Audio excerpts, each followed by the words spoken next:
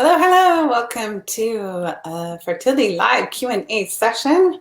This week it was postponed by a little bit, and instead of doing it on Monday, I'm doing it today. So welcome. Let's see, we got some questions that were posted. Somebody asked, Jumana asked, how does coffee affect fertility? Is it the caffeine or its acidity? Is 1 cup a day okay? I recommend no caffeine. Caffeine affects fertility, but because it inhibits blood flow to the reproductive organs. Acidity could also possibly affect fertility indirectly, in that it can affect your digestive system, and anything that can affect your digestive system can affect your fertility indirectly, because a healthy digestive system is so critical for healthy fertility and health in general. So you ask if 1 cup a day is okay. I would recommend going down to at least half a cup, doing like half decaf, half regular, or all the way down to no caffeine. That is recommended for fertility.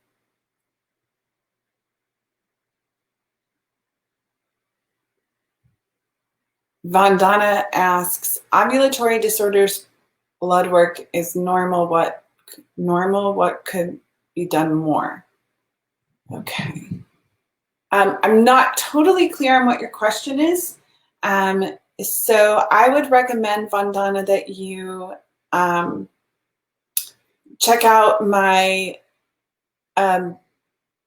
4-step fertility reset masterclass. It's a free masterclass that you can sign up for, and that might help answer your question. So I'll ask my assistant Brandy to put the link to that masterclass in the comments below this video.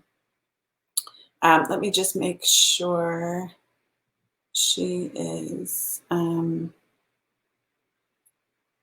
here.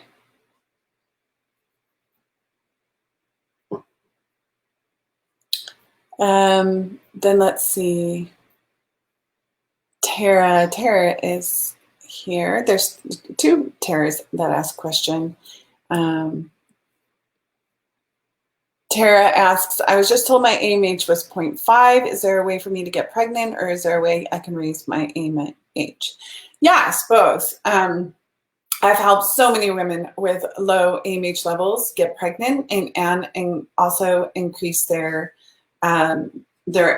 AMH levels in their blood work. So women in my program, Fertility Activation Method, have had success increasing their AMH levels. In fact, I have quite a few testimonials where they were like, had the results. They, had their AMH tested, it was low, started my program. I had a woman who 9 days later, it increased. I've had women who've had it tested a few months later, and it increased. That being said, I've had women who've also gotten pregnant with low AMH levels. So the number is a good sign if it improves, but it's not the only thing that can indicate whether you can get pregnant or not. So when you give your body the support it needs, a lot of times low AMH is because your body may need to detoxify from having been on birth control, because that can interfere with your hormone levels. It may be stress related. It can be that your body is fatigued or doesn't have the nutrients that it needs for healthy ovary functioning, because your AMH levels is really an indication of how active your ovaries are. So I would recommend that also for you to watch my 4-step Fertility Reset Masterclass, which explains how supporting your body can and your cycle can improve hormone levels and maximize your chances of being able to get pregnant. And Brandy, my assistant, she can also, if you could put any, she's ahead of the game. She knows what I'm thinking. She just put a testimonial up there of one of my clients in the Fertility Activation Method program whose AMH levels increased. And if you're interested and want to know more about that, Brandy can also post a link to the Fertility Activation Method program. But a great place to start is my free 4-step Fertility Reset Masterclass. Then another Tara asked how to increase the lining, what foods to eat, what about castor oil packs? Yes, so I have a blog post on that Brandy can post for you, how to increase your lining in 48 hours or less. And in there I do talk about foods, and I also talk about castor oil packs. Also, that's one of the main goals in my program.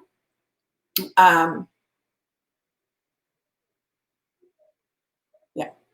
And we do have testimonials as well of women whose uterine lining increased using my program, the Fertility Activation Method, so that they were able to have a healthy pregnancy and for implantation for like a frozen embryo transfer and an IVF cycle and so forth.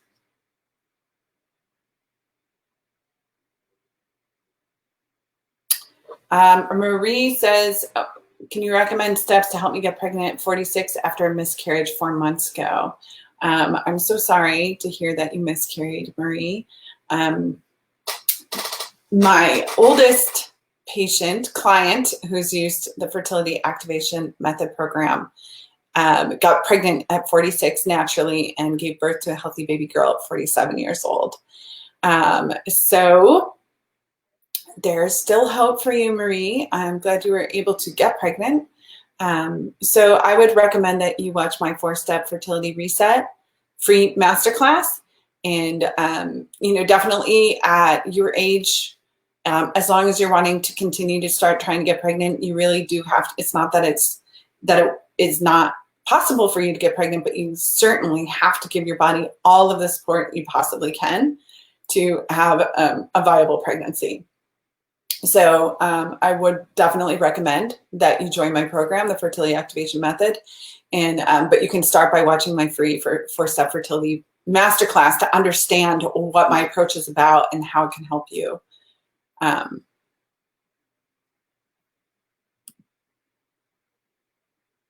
And Brandy also put the link to my castor oil pack instructions from my blog. Tara said, thank you, you're very welcome. All right.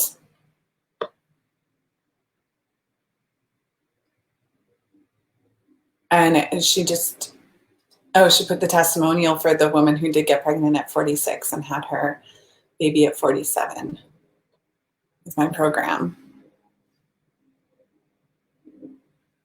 All right, and then Christina asks, is acupuncture beneficial during stims in an IVF cycle? Yes, it is.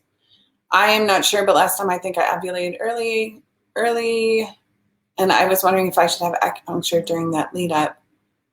I know it's great right before egg retrieval to relax that area, but it's actually, studies have proven that it is most effective when you have multiple treatments. So it's not just about doing it right before the retrieval, but actually doing it leading up. And that is what has been consistently proven to be the most effective for helping with the success of an IVF cycle, which is also, the philosophy behind my program. So my program has acupressure protocols to prepare for an IVF cycle.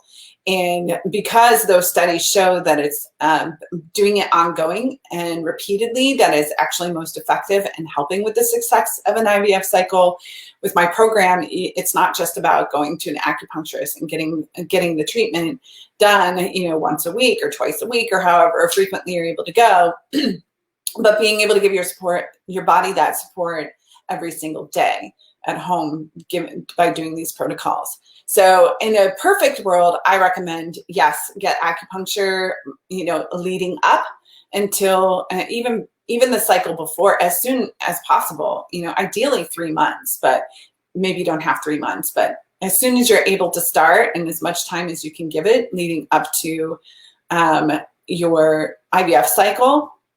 And then I recommend doing the acupuncture in conjunction with my Fertility Activation Method program so that you can give your body that support on a daily basis. So on that note, I will ask my assistant to post the link to my other free masterclass, my #1 secret to getting pregnant without IVF or drugs.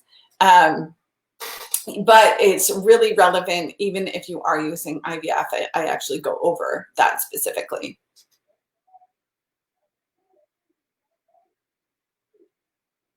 But yes, it does. It helps to thicken the uterine lining and have a healthy uterine lining. It helps you respond better to the medications. It also helps your body to like lessen the side effects of the medications as well and detox from them. Okay, and then last question we have here, Jumana. Hello, I measured my BBT this morning. I got 98.7 on day 17. Is that reading too high? No, not necessarily. I don't know. You know, there's a lot of things that can affect your BBT reading. If you took any kind of like Advil, if you had any alcohol or any kind of over-the-counter medication the night before. So I don't know how high your temperatures typically are after ovulation if they run on the warm side. So it's all kind of like relative to what the other temperatures look like rather than just isolating one specific temperature. So it's hard for me to analyze that. I can't really analyze the BBT chart just hearing one temperature. I need to see the overall pattern. All right. I think does anybody else have any other last minute question they want to post for those of you that are on here live with me?